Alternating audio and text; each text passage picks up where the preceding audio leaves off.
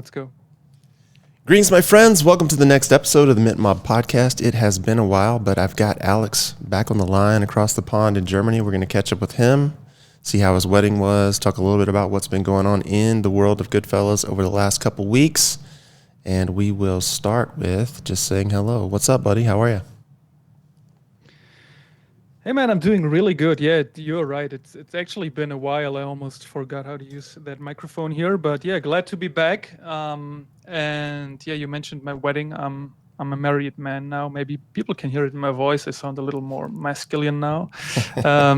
It's done. I'm really happy. It was a wonderful day, and a really expensive day. Maybe some people can relate. I think you mentioned that your wedding was not that big, right?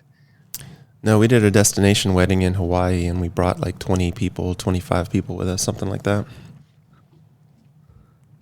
Yeah, that's what I would probably recommend anyone who's planning to marry.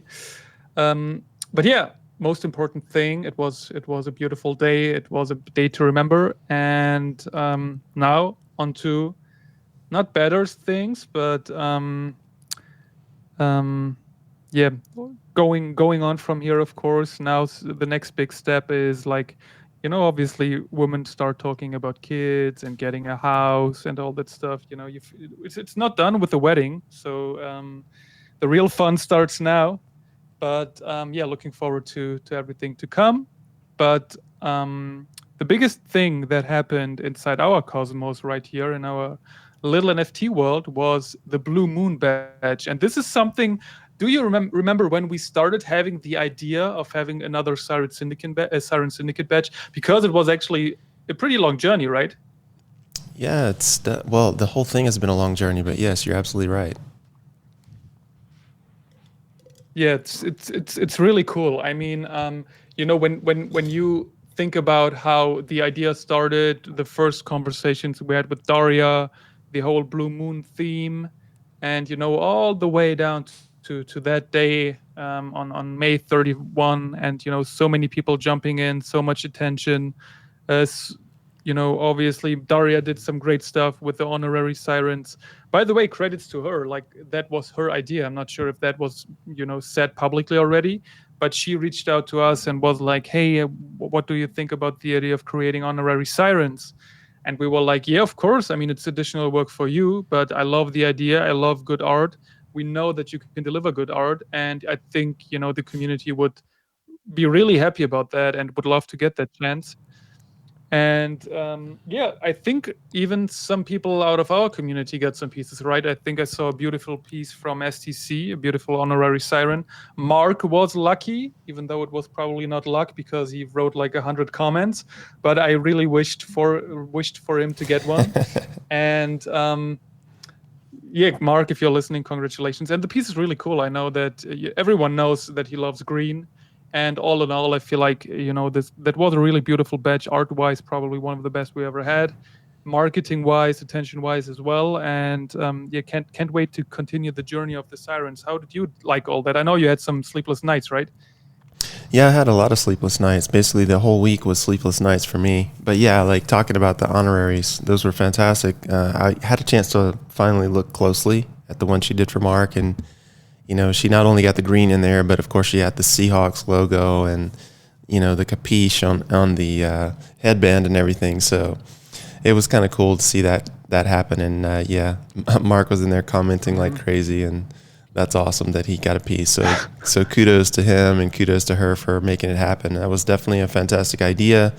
And yeah, I'm still waiting for those pieces to be sent over. Hopefully we'll get those pieces sent over this week. And, we'll get, of course, like we do with everything, we always do a full suite of metadata. And so we'll get those pieces minted and then back over to Daria, and she'll distribute those to all the people that won them. So that should be good times. But yeah, the drop itself was fantastic. The Blue Moon theme was perfect. We actually had a blue moon, and the drop was on the blue moon. So everything worked out really well. And there's obviously always room for improvement. So when something goes down, we always meet and have conversations about how we can continue to do things better and up the game. And so that's what we've been talking about this morning. And of course, with with the success of the batch and bringing some new folks, we want to make sure that, we get the information out to people about who we are and who we serve and what we're here to do. And then, of course, continue to do that to a high level. So overall, super happy with the way things went. Definitely some opportunity for improvement, of course, like there always is. But overall, yeah, it was fantastic. Yeah, absolutely. And we always try to avoid giving too much away and speak about the art beforehand. Obviously, the drop is done now. What was your personal highlight trait of that batch? There are a few traits that I like. There's a dark skin trait, like a charcoal gray that has gold laced within it. That one's really beautiful. And then the old school telephone trait is fantastic. I think it's called Hotline. And then, of course, the houndstooth skin. I love that one, yeah. Yeah, so those are probably my top 3 favorites. And fortunately, I was able to get at least one of each of those. So yeah, it was really cool to see the new traits. And I love the fact that we're doing the batches, excuse me, the batchments, because we get to evolve the artwork over time. So, just like what we're doing with the 21s drops and the Arts Incubator drops, continually growing those collections. The idea is to continually grow these collections, but each time we do, add something to them, improve them in some kind of way, so that over time you have a historical record of the artwork being perfected, if you will, if that's a thing, or getting better or changing with the times, or whatever verbiage you want to use to describe it. And this is just one more example of that. So very happy with it. Yeah, indeed. I mean, if you look at collections from back in the days, when collections had like 10K pieces, and they were basically formed out of an existing supply of traits.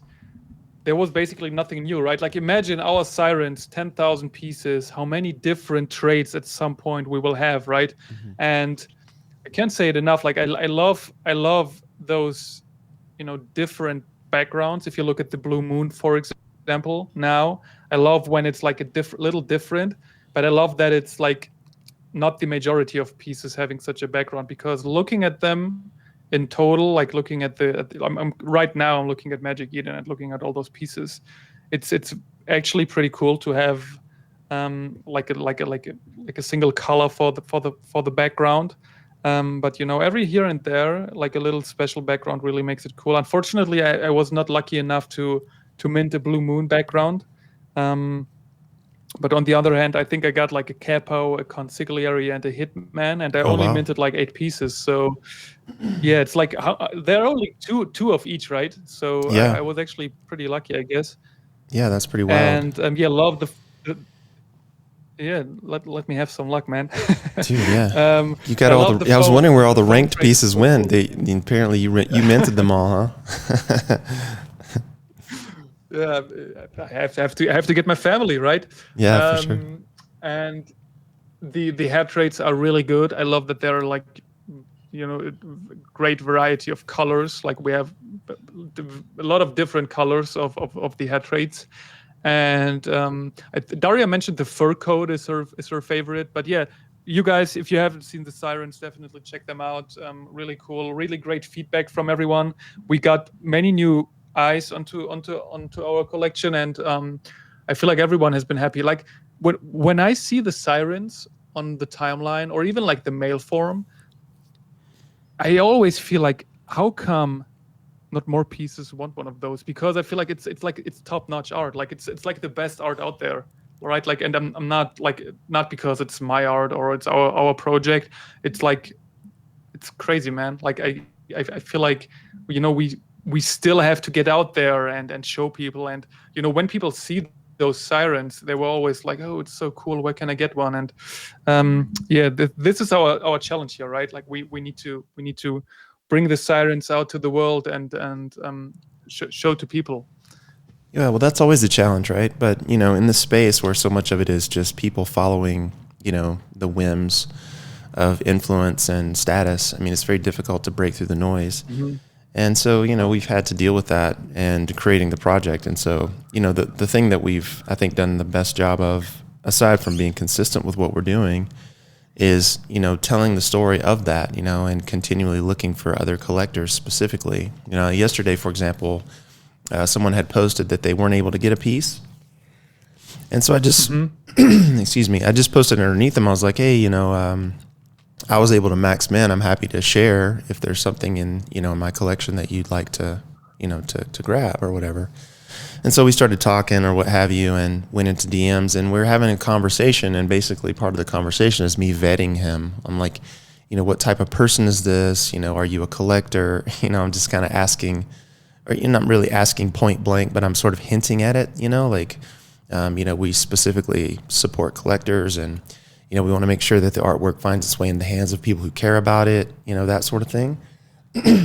And, over the course of the conversation, all that information kind of comes out. So I was able to hook this guy up with a piece that he was really in love with, and also make sure that he came into the community as a collector rather than a degen. And that's, part of our responsibility as founders, but also as community members, is to make sure that we bring in the right type of people. So, if it takes longer for us to get to where we want to go because we're going a slower rate, but we're bringing in a higher quality person, then our outcomes are always going to be better than a collection that does the old hype and horseshit methodology. So I'm perfectly happy with doing it that way. Yeah, and there's proof, right? Like if you look at the Siren Syndicate listing, and we minted 200 pieces yesterday, and there is no new listing. No one listed his Siren, even though the floor price is above mint price, but everyone wanted to, keep what they got. And you and I, we spoke about another project that minted yesterday, which was on my timeline because some people wanted to get those pieces as well, which was an art related drop by an artist called Dario Designa. Designa? I'm not sure if I pronounced that correct. He minted a project called Reorder, and he minted 6,900 pieces for $13 each, and had like 5 different phases of minting, whitelist 1, 2, 3, and so on. And I think he minted out in like the 3rd or 4th phase, so he didn't go public. And I was actually telling you, like, hey, look, there are actually people out there still caring about art. Now, looking at the listing for the first time, I'm seeing that it does have a total volume of 204 ETH already, which is probably, where is ETH right now, around 2,000, so 400,000 USD within a day, which is obviously a lot. So a lot of people probably still tried to make some money on it or minted multiple ones and felt like, okay, like getting some money is more worthful for me than keeping it. Mm-hmm. I'm not sure about the art. It's collage art. People, you probably need to like that kind of style. But yeah, what does it tell us about the current state of the NFT space? Like, we have a collection from an artist who is obviously producing art, and people who mint those pieces want to own art. We have 2,600 owners on a 6,900 piece collection. Do people care about art suddenly, or was it just a like another hype mint, and people jumped onto that train just because they thought they could make some money? In looking at the Reorder project, I mean, it was basically just an extension of what Dario does in the real world. He's a real world artist, and he's he's sold in a lot of different like galleries around the world and that sort of thing. Like he's a fairly well known collage artist, and this is just an extension of that. So it's kind of a way for him to sell prints, really. Even though they're not prints. I mean, I think basically what it was sort of like an AI generated version of like a still. There was a prompt that was floating around to where you could basically run it and turn your PFP into like a Reorder style piece. So I'm not sure how much of that was inside the collection, but I'm sure that he didn't like hand do all of these, right? And the fact that when you look at volumes, and you see like really high volumes in short periods of time, this is an indication that it was a trade, not a collection. And so when I think about like a collector versus a like I think you mentioned someone was trying to decide like what's the better play, like what's the better play. Well, obviously, if you're in it to trade, if you're in it to flip it for a $15 piece for, I don't know, $20 or something and make $5, then yeah, I mean, you're gonna want to go where volume moves. But if you're a collector, that doesn't matter to you. That doesn't mean anything at the end of the day. So, I mean, you can talk about art and talk about loving art and this and that and the other thing, but really, if you're in the space and you're just flipping stuff, you're not really a collector. You're a degen, and that's perfectly fine. But you can't confuse what you are with what you do, because what you do tells everyone what you are. And so when I look at the reorder project, I really like the artwork. I think it's really cool. And if I bought some of it, I wouldn't flip it. I would just hold it, because I do like some of the collage work that Dario has done. But make no mistake, like that is not activity like that is not indicative of a high number of collectors. It's indicative of a high number of degens. And this is very difficult to ensure, in any meaningful way. When you're doing like higher volumes, you're always going to have a certain percentage of those people come in from whatever communities, because you can't vet them. You can't take the time to get to know them, who will just pay, $10 or $15 for your piece and try to flip it for, $20 and go buy a hamburger. It's just the way it is. So, it only makes sense that it shakes out the way it shakes out. And so I kind of like the way that we're doing it, like slow growth over time, small batches, getting to know people, because ultimately the people that we're investing in right now and really building a relationship with and sending the message of what we're doing to, those people will become like our greatest assets, because they will evangelize what it is that we're doing for us. So if if I was a collector wanting to buy into Dario's collection, I would do so with the understanding that there was really no chance of this artwork being held by the vast majority of people. It would be an unrealistic expectation. But if I bought a piece from GoodFellas and I know that they're vetting the collectors as they come in, it would be very unusual to see a lot of pieces go for sale at once. So like the volume number tells you where the trading is, and also where the collectors are. And so we have to realize that a lot of times, when we look at marketplaces, this space was built around trading. That's what it was built around. So whether you were holding a punk or an ape or, a D-God or, whatever expensive NFT you can think about throughout, the history of Web3, the purpose was to try and get money. That was it. Get money, get money, get money.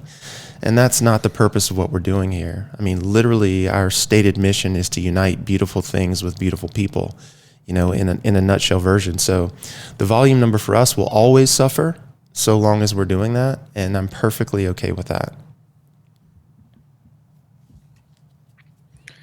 Yeah, absolutely. I couldn't agree more. I mean, I saw many posts on X about that project, and people were discussing the floor price, right? Like that's not what you want to see when you mint such pieces.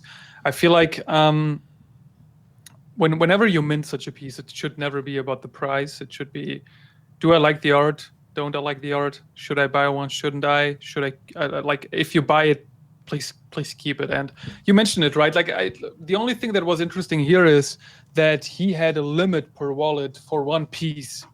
So everyone could only mint one single piece per wallet. And that explains why there are actually such a unique number of owners. Do you think that is beneficial to a project, or do you feel like it doesn't matter how many pieces, per drop someone gets? I mean, it's not for me to say, because I don't know the purpose. Like everything is done with a specific mentality and a specific purpose, right? So if your purpose is to get penetration, then yeah, that's how you'd want to do it. But even still, I mean, let's be honest. I mean, you can set up as many wallets as you want and, get whitelisted in a bunch of different communities and, have multiple wallets inside the same community and have whitelist based on that. So, I mean, unless it's like unique individuals that are provably unique, there's really no way of knowing if it's actually unique people or not. It's just unique wallets. I mean, I've been part of mints in the past where like literally people would have 50 wallets, 60 wallets, depending on the hype around the mint. And they would do literally anything and everything in their power, from, using bots to paying other people to mint for them to get what they wanted to get. So it's an interesting way to go at it in terms of like trying to get penetration. But I mean, again, we're using wallets and they're not attached to an actual person. You don't actually know the end result. I mean, at the end of the day, I guess, you could probably look at the project, 6 months from now, a year from now, and see how much of that artwork is, consolidated into singular wallets, and see what the per piece, like the per piece, or the number of pieces per wallet is now versus then, if you really wanted to do that. But I mean, who really cares? I mean, at the end of the day, if his goal was to get penetration and he was basing it on numbers of wallets, then that's the way to do it. I mean, honestly, that's just the way to do it, right? Maybe he was going for volume numbers. Maybe he wanted to generate some hype around his real world work, because the truth is, his real world work is what's going to make him the money. He's not going to make the money selling here for 10 or 15 bucks a piece. It's not going to happen. So, when you look at it that way. Well, he made 100K, so. Okay. All right. So now what? Okay. So it's done. He made 100K. Now what? Right? He could sit at home and make 10 pieces and make the same amount, and not have to deal with a community of people or a bunch of degens, worry about nonsense on OpenSea, worry about copycat collections. I mean, the truth is, it's way easier for him to do what he was already doing in the real world. And there's a lot of artists at that same status. I mean, Jeremy Booth, for example, who does all the Western art, like, he sells pieces for $5,000, $10,000, $15,000 a piece. Like, so, I mean, when you look at the numbers versus here versus what they're doing in the real world, it's not even comparable. Yeah, that's true. But I mean, there have been projects basically relying on volume and royalties and all that stuff, and they basically survived because they had some volume. Obviously, those projects all went nowhere, right? Like, imagine or look at the big Solana projects. I'm not sure, like, if OK Bears still do anything, but I think they have been the top volume collection ever. I think they had over 1 million Solana in volume. And well more than that. I think they're well over. Yeah, I think they're closer to like 3 million. Yeah, well over. Oh, crazy. Yeah. But I mean, I'm not really closely following what they do, but I haven't seen them on my timeline for an eternity. And for that actually is it applies to most of these Solana projects right now. So it's not always about volume, of course. I'm not sure what the intention was from the artist here, but I the longer I look at how people do it, the more I understand and kind of confirm the way we do it, right? Like, as I said, no one listed his siren. Like, everyone wanted to keep his siren. No one listed for a burger, right? And that's what we do, like, right? Like, bring art to quality people, and that's what we will keep doing. And that being said, let's move on to the next topic, crypto. I have seen Mr. Michael Saylor sold 32 Bitcoin, reportedly to pay some or to help fund some dividend payments. And what now? The never sell narrative may be over. Does that have anything? Like, it's actually interesting, right? Because we saw a little Bitcoin dump today. Not sure if that has anything to do with it, but it's crazy, right? Like, it's always the news. It's always like Saylor sold. That's the news, and that's why people start to panic. It doesn't matter how much he sold compared to what he holds, but you could tell people today, Michael Saylor is about to buy Bitcoin every week, and at least like 1,000 Bitcoin every week or every month, and nothing would change, because people would be like, yeah, we know that he has been doing that for quite some time now. It's always like, whenever you have first news, like, hey, he's selling now, people start to panic, even though it's only 32 Bitcoin. And yeah, Bitcoin may now no longer be untouchable. And I read that the biggest concerns were that, yeah, dividend obligations are forcing cash needs. We knew that before, right? But what do you think? Why people panicking now? I don't know that people are panicking. I mean, I don't buy into any of those narratives and don't really follow them, to be honest with you, because it doesn't matter. I mean, if you're, like I said, like, if you want to get wealthy, then you want to think in, 5-year, 10-year terms, not 5-minute, 5-month terms. I mean, this is ridiculous. Like you mentioned OK Bears, like OK Bears has done a volume of like 3.5 million sold. Mad Lads has done a volume of 3.8 million sold. Like, did they, like if you look at the volumes and you take out like the percentage of royalties, which is like 4% or 6% or whatever, and then you multiply that out, like what's 4% of a million? That's, of $1 million, it's $40,000, right? So like if you look at like these totals and you add them up and then you basically spread that money across marketing and team and development, there's not a whole lot of money left over at the end of the day, right? So your whole goal, no matter what you're doing, is to create a business that cash flows, right? So whether you're OK Bears or Mad Labs or, GoodFellas or Strategy, your goal is to create a business that cash flows, and those businesses are always going to look different, right? So if you're OK Bears, like what their whole thing is about, doing good in different communities, like going into underprivileged communities and building basketball courts and like brand deals and stuff like that, right? Mad Lads is about building the backpack wallet, which they've done a fantastic job of. And backpack to me is one of the better Solana wallets. It's the one that I use, and they continue to innovate. So as long as they continue to innovate, I'll continue to use it. And so, what they make in volume royalties really is like a drop in the bucket to what's possible once you've got many, many, many users on your product or your service, right?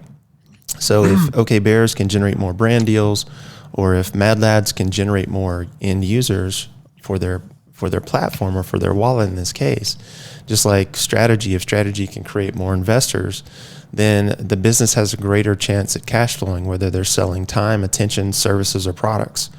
And so everything that you're looking at, none of it from one business will apply to the next business, because every business has different goals, right?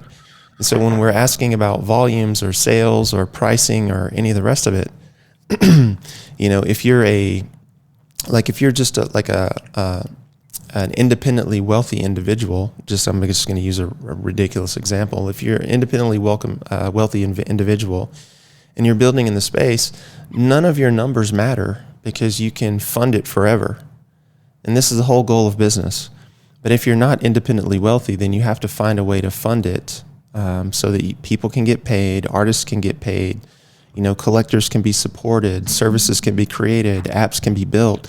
All of that stuff costs money. Like even now, right? Like if we just look at the apps that we've created, RPCs cost me money every month. AI subscriptions for like coding and Claude cost me money every single month.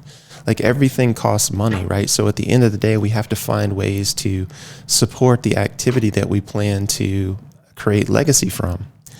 And so when we look at what Sailor did, or what Mad Lads did, or OK Bears did, or Dario from Reorder does, none of those things cross-pollinate in any way, shape, or form, other than that there's an effort there to generate some form of regular or recurring cash flow that can be used to then further their mission.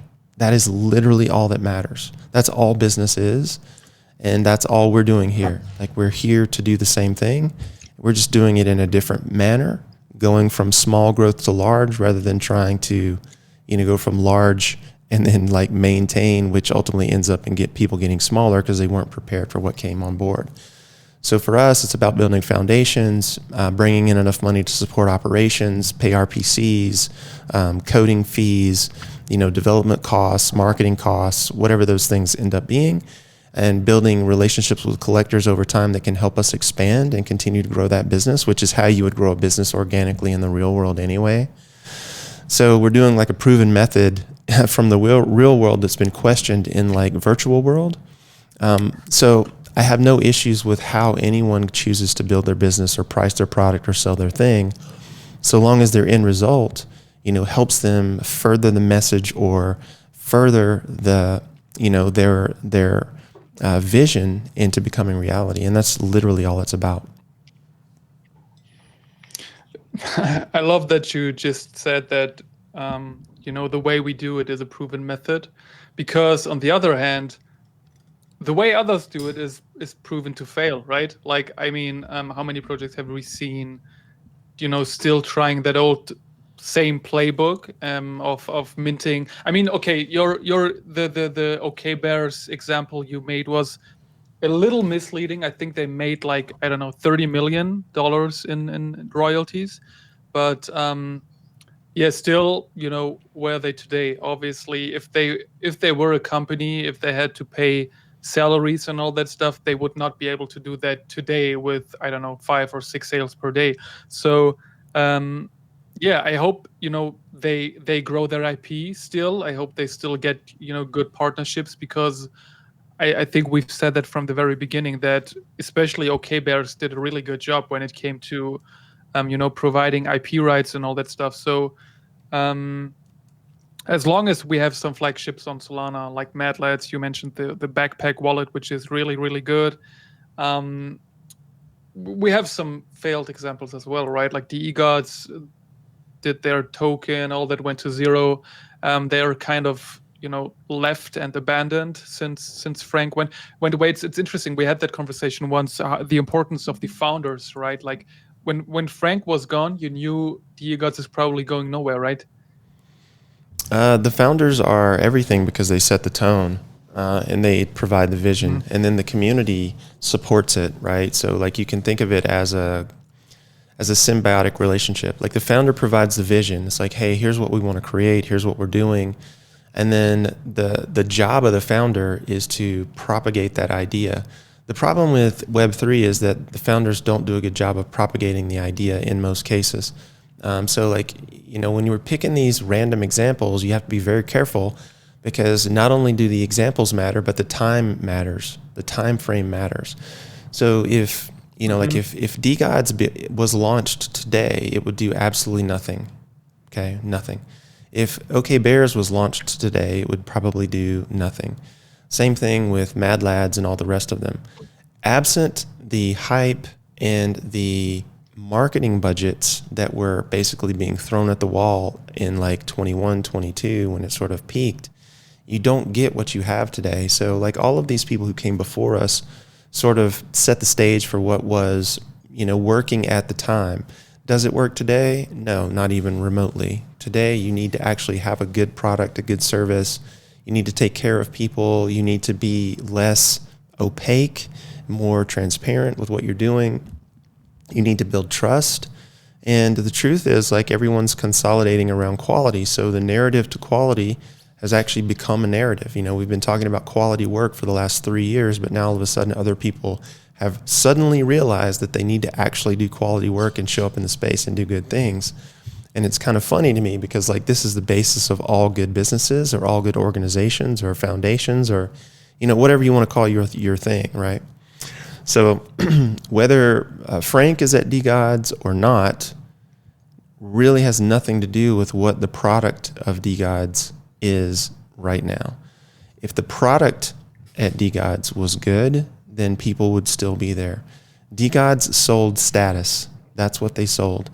Bored Apes sells status. That's what they sell, right? GoodFellas sells artwork and actual real relationships in an opaque market. That's what we sell. And if we showed up tomorrow and we started doing degen things, our entire community would turn its back on us because we would be completely opposite to what we told them we were about, right? And this is what happened with DGods. When DGods moved from Solana to Ethereum, Frank was trying to push DGods into more of like a highbrow, high-end luxury brand.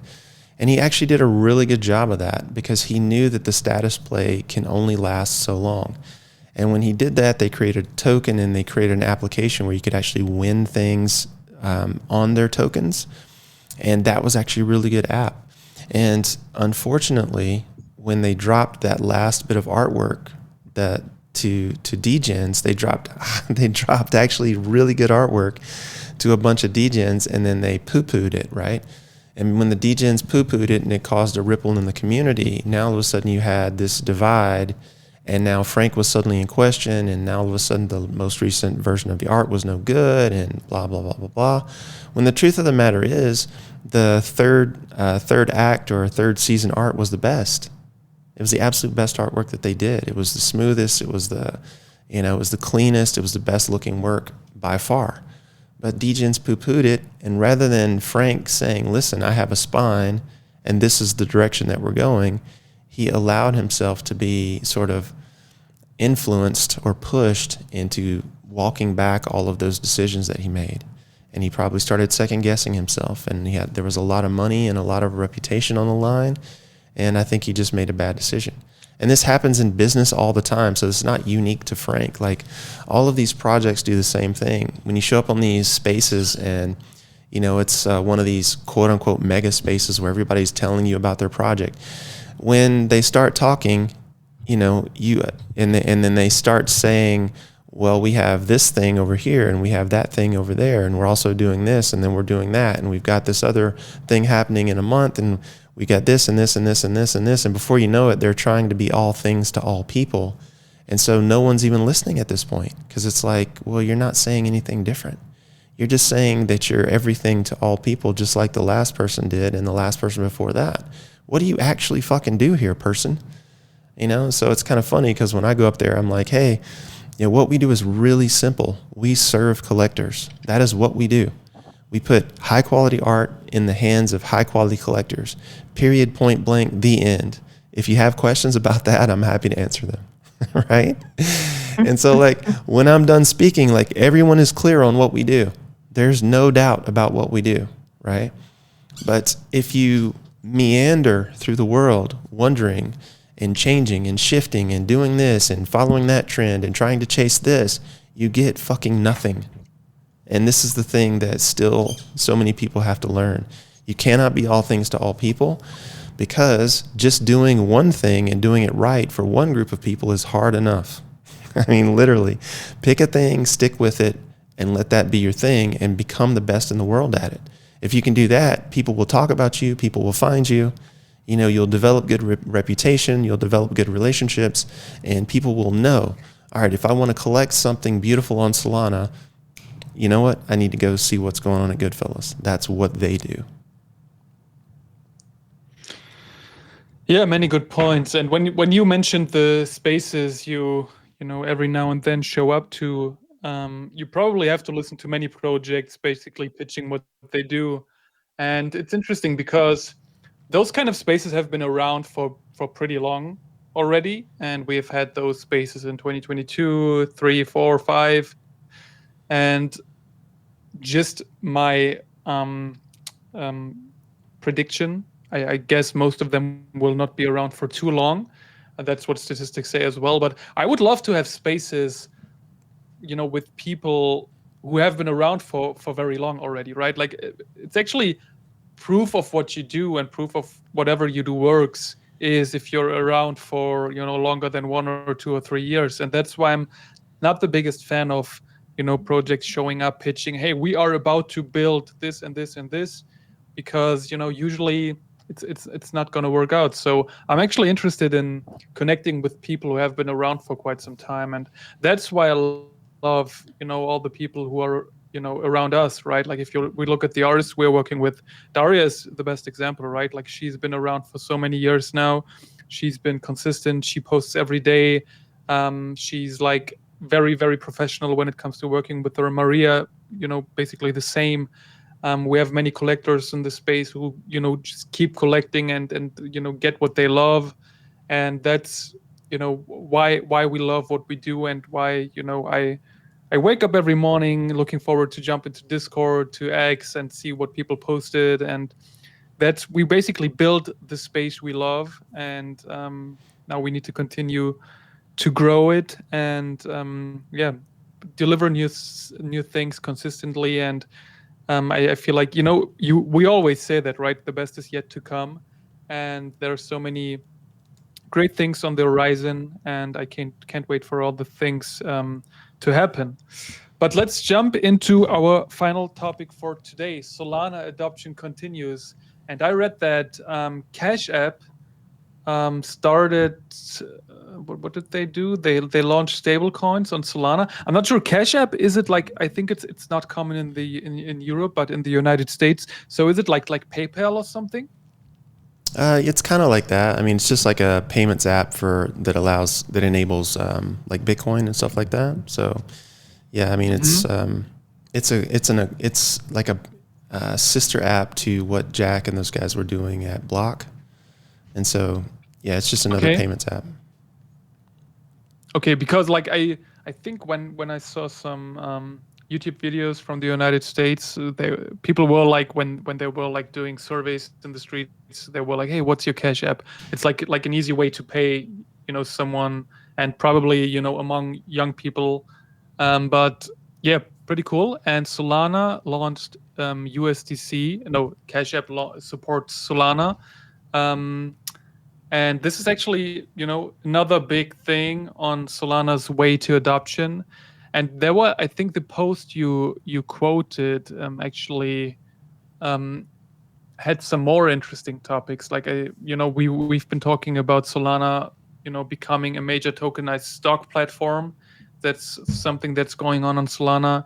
Um, what else did I read? DeFi is expanding beyond simple trading. That's probably not too important for many people who are not into prediction markets. Um, but let's see. I took some notes here. Oh, there's actually Solana Summit in Germany. Unfortunately, I can't be there as I leave the country in a few days.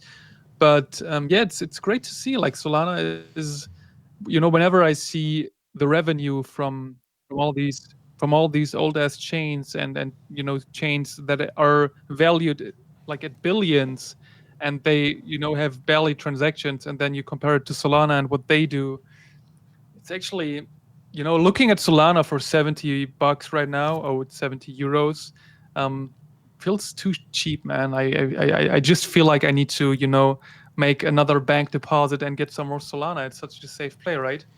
Yeah, definitely. You don't own enough Solana for sure. I mean, Solana is definitely the play right now in terms of cryptos. I think it has more upside than pretty much anything. Bitcoin is my long-term, Hmm. pick for store of value, and of course, ETH is not going anywhere. But Solana, to me, the way I'm seeing the market and the way the market's shaping up right now, it has the most potential for upside, and so I have no intention of slowing down my Solana buys. I'm going to continue to acquire.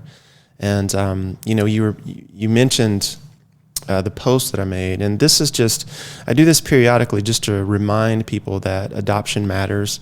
If you go to Solana's timeline, they do a really good job of recapping what they've been doing over the course of the week. There's usually a post that sums up, hey, this is what happened over the last week or the last 2 weeks or whatever. If you scroll through their timeline, you can find all that stuff.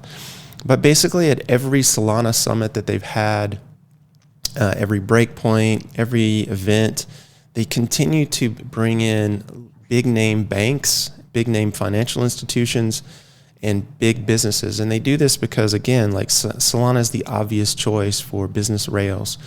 And when I say business rails, what I mean is, like, if you're an operator and you're looking to build anything, you want to make sure that it's fast, inexpensive, and it has room to grow. And if it has those things, it's going to serve you because you can build on top of it and not have to worry about, fees or costs eating away at your profit margins, developer communities disappearing, et cetera, et cetera. And businesses and financial institutions are slowly realizing that Solana is a much better play for financial rails than something like ETH. And I think that we're going to continue to see this accelerate.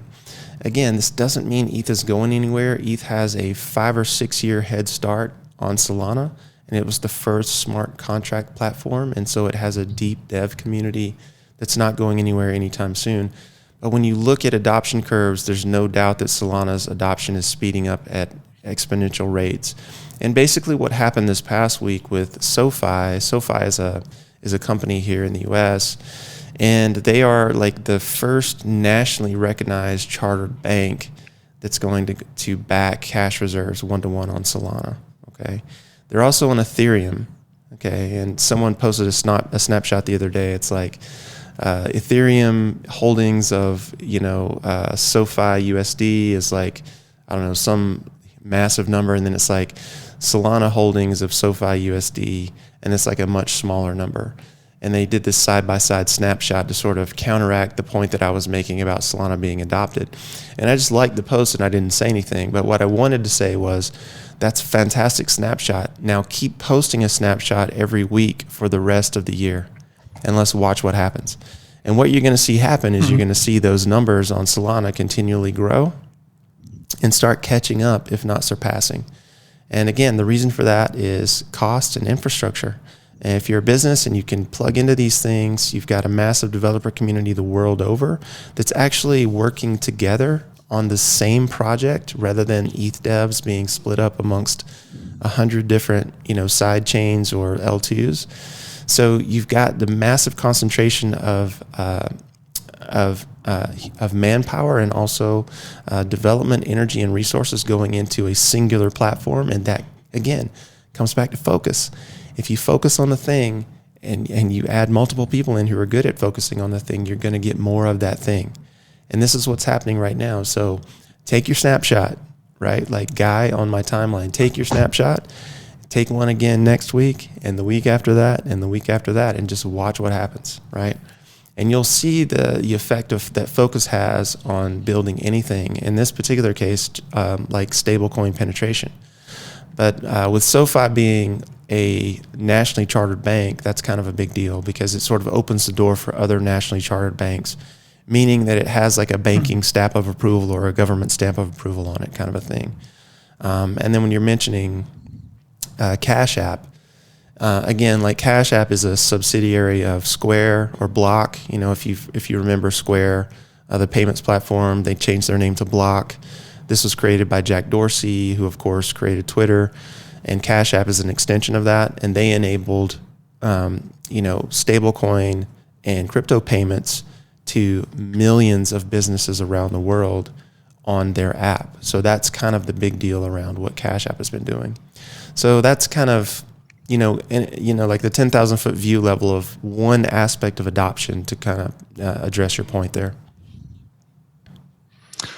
Yeah, you say it right, like one point of adoption, and it's funny because Solana does all that while, probably 99% of the other projects are waiting for better market conditions to keep moving, and it's crazy, man. I love the pace. I love, everything Solana does, and they're actually, if you wanted to, you could basically, just buy Solana and pay with Solana in the real world. And even here, in good old Germany, which is absolutely not crypto friendly, I can pay anything in Solana. I can pay anything in stable coins. And that's definitely the development I wanted to see. Yeah, that should be it for today. I just wanted to mention that as I'll be gone this week, I'll need some time to send out the diptychs. I'll distribute them this week. I will, of course, send all the pieces requested from the treasury, and then after.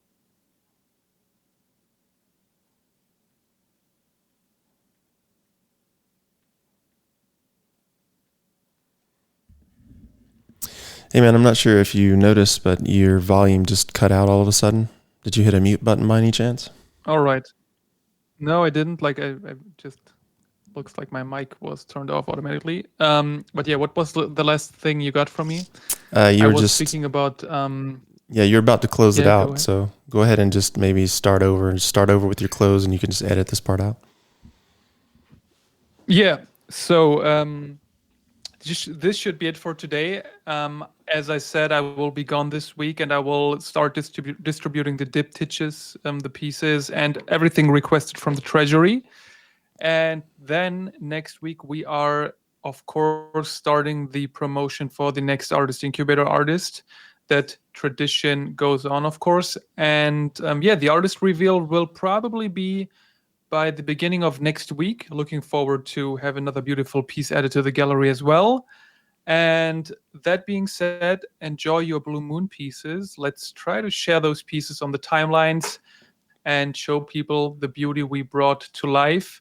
Credits to Daria, of course, for creating all those honorary sirens. By the way, If you are waiting for one, you will get information on that shortly as well. And yeah, that was it from me. Jason, any final words to the audience? No, I think that sums it up, man. We finally got the podcast game going again after a couple weeks off, but we'll be back with the consistency on the podcast here, guys, in the very near future. Absolutely. Oh, wait 1 second, maybe, because I'm not sure. Like, let me check live. I might be on the plane next Monday when we have our podcast recording.